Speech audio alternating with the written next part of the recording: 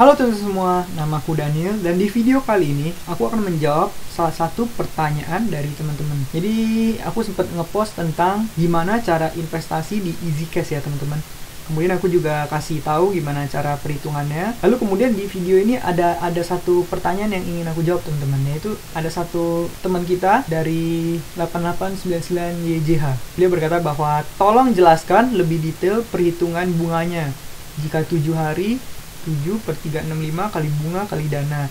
Jika 30 hari berapa, 60 hari berapa, 90 hari berapa, 180 hari berapa, 360 hari berapa. Nah, jadi di video kali ini aku bakal tunjukin perhitungan secara lengkapnya teman-teman, supaya kamu bisa mungkin lebih gampang cernanya teman-teman. Jadi aku bakal jabarin dalam bentuk ini Excel ya teman-teman. Nah, jadi di sini kita mulai dulu ya teman-teman. Seperti rumus yang udah aku jelasin, bahwa cara perhitungan bunganya adalah dengan yang pertama, dana modal investasi kita, kemudian dikali persentase bunganya, bunga dalam bentuk persen, berapa persen, kemudian dikali dengan termin. Termin ini maksudnya adalah kita ambil termin yang berapa hari teman-teman. Kan di dalam EasyCash pilihannya ada yang 7 hari, 30 hari, 60 hari, 90 hari, seperti sesuai dengan pertanyaan ini ya teman-teman. Nah, kemudian yang terakhir adalah dibagi dengan 365 hari. Kenapa dibagi 365? Ini karena udah disetahunkan ya teman-teman.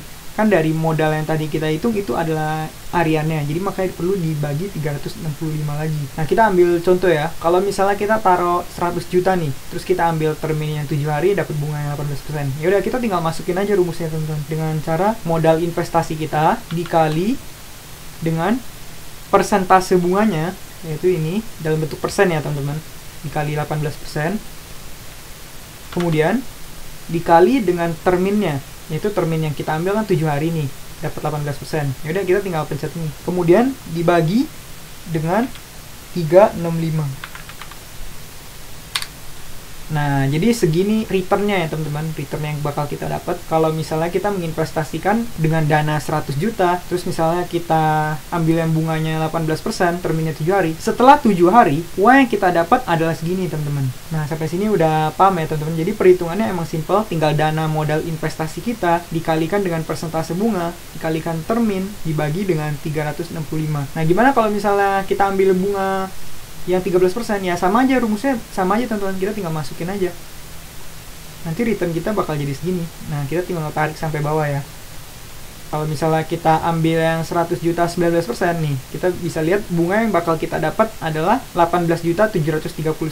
Nah, kenapa kita nggak dapatnya kalau misalnya 19% dari 100 juta kan harusnya 19 juta dong. Kenapa di sini malah cuma 18.700.000? Ini karena terminnya itu bukanlah 365 hari ya teman-teman. Terminnya itu 360 hari. Makanya kalau misalnya kita investasi dengan modal 100 juta, kemudian kita ambil yang bunga 19%, dalam termin 1 tahun itu hitungnya cuma 360 hari. Makanya hasilnya adalah 18.739. Nah, kemudian kan di video kemarin aku nunjukin salah satu contoh perhitungannya ya teman-teman. Dan di sana aku bakal masukin 25 juta. Ini video yang kemarin ya, kalau teman-teman bisa cek, nih video yang kemarin aku udah post videonya cara investasi di EasyCash.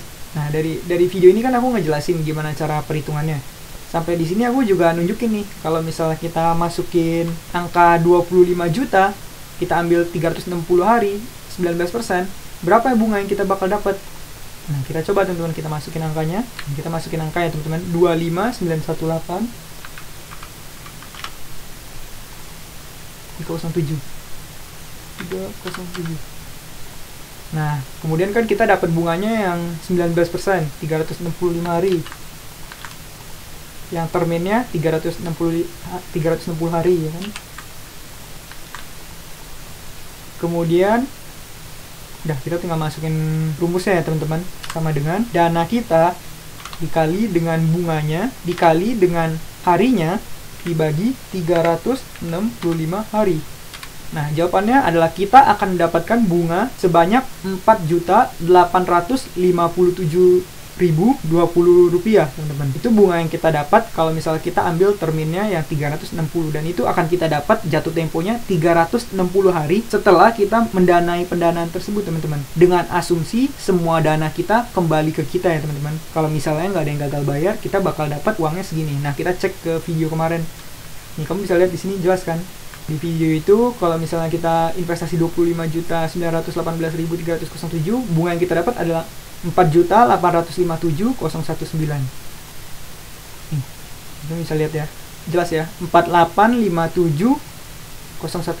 Ini 020, cuma beda Rp1, teman-teman. Nah, jadi sekian perhitungan bunganya, teman-teman. Sampai sini udah ngerti ya, teman-teman. Kalau misalnya kamu masih ada bingung, nanti kamu boleh tanya-tanya lagi di kolom komen. Nanti aku bakal coba ngejelasin yang lebih detail lagi, teman-teman, mungkin supaya lebih gampang dimengerti. Atau kalau misalnya nanti kamu bingung, kalau misalnya lebih dari satu pendanaan gimana, nanti itu semuanya tinggal dijabarin aja, teman-teman, sebenarnya. Nah, aku juga perlu ingetin sekali lagi bahwa di sini aku mau disclaimer beberapa hal ya, teman-teman. Yaitu yang pertama, investasi di EasyCash ini nggak bersifat syariah. Jadi buat kamu yang pengen produk keuangan yang sifatnya syariah, kamu sebaiknya jangan investasinya, teman-teman, karena ini nggak syariah. Yang kedua adalah investasi di EasyCash memiliki resiko yang tinggi. Jadi kalau misalnya kamu ingin investasi di sini, pastikan kamu nggak menggunakan semua dana kamu, teman-teman. Kamu cuma pakai mungkin sebagian dari portofoliomu aja.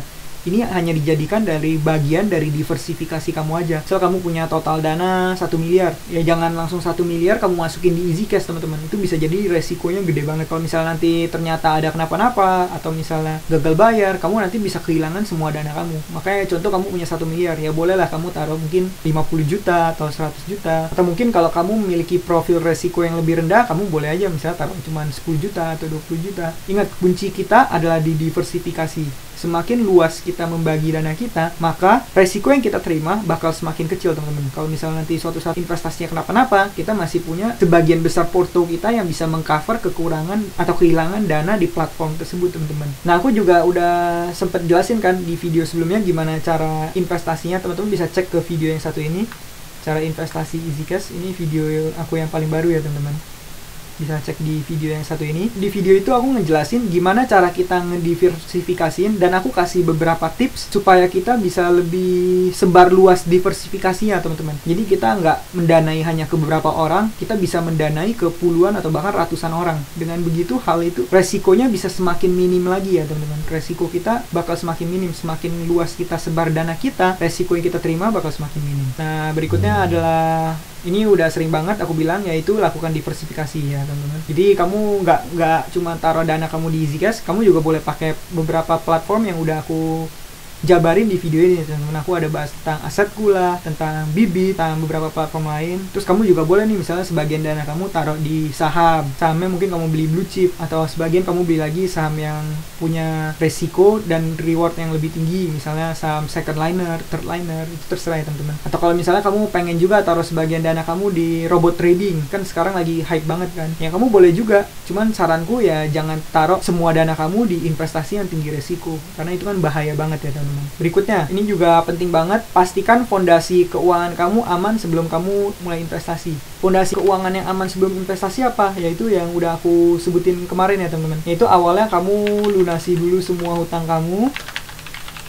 Jadi pastikan sebelum kamu mulai investasi, kamu lunasin dulu utang-utang yang kamu punya, teman-teman. Kayak misalnya kita utang kartu kredit. Kan kalau misalnya kamu punya utang di kartu kredit, itu kita 1 bulan bisa kena 1-2% ya. Katakan kita dapat bunga 2%, teman-teman. Kalau misalnya kita jago investasi pun, katakan kita jago investasi, setahun kita bisa menghasilkan return 20%. 20% itu udah termasuk hebat ya, teman-teman. Seperti yang kita ketahui, Warren Buffett selama masa hidupnya itu investasi kalau ditarik panjang, CAGR-nya sekitar 20%, teman-teman. Nah, katakan kita jago, kita bisa cetak 20%.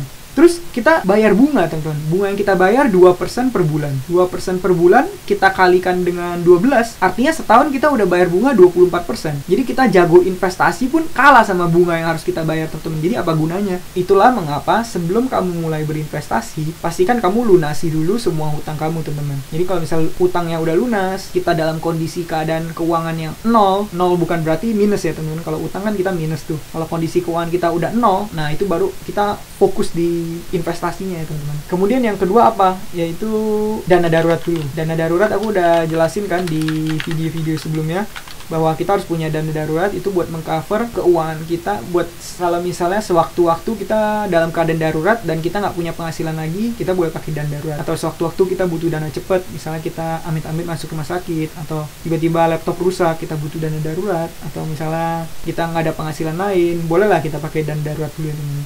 Jadi pastikan kamu punya dana darurat sebelum kamu mulai investasi ya. Karena kalau misalnya kamu udah invest, taunya kamu nggak ada dana darurat, terus kamu butuh dana cepet, waduh, bisa-bisa kamu nanti harus mencairin aset kamu demi memenuhi kebutuhan buat dana tersebut, teman-teman. Jadi malah sia-sia ya. Kita udah invest, tiba-tiba marketnya lagi merah, di grafik kita lagi nurun, taunya malah kita butuh uang, kita harus cairin investasinya. Akhirnya kita narik aset kita, investasi bukannya untung, kita malah buntung ya teman-teman. Jadi makanya ini aku beneran gak rekomendasiin kalau misal kamu investasi tanpa punya dana darurat. Yang ketiga adalah asuransi ya teman-teman. Sebaiknya kamu memiliki asuransi, alasannya juga sama, karena kalau misal kita udah punya asuransi, itu artinya kita udah memindahkan resiko kita ke perusahaan asuransi. Jadi kalau misal kita mendadak masuk rumah sakit, kita butuh dana gede, kita nggak harus ngecairin investasi kita teman-teman. Zaman sekarang asuransi banyak kok, misalnya kamu 100-an ribu juga udah dapet, bisa teman-teman. Atau bahkan kalau misalnya kamu belum mau pakai asuransi dari perusahaan, kamu bisa juga pakai asuransi berupa BPJS. Setahu aku BPJS merupakan salah satu asuransi yang cakup penanggungannya itu paling luas teman-teman, bahkan lebih luas daripada asuransi biasa, asuransi di perusahaan private ya teman-teman. Nah jadi bagi kamu yang belum punya asuransi apapun ya, kamu bolehlah pakai BPJS dulu.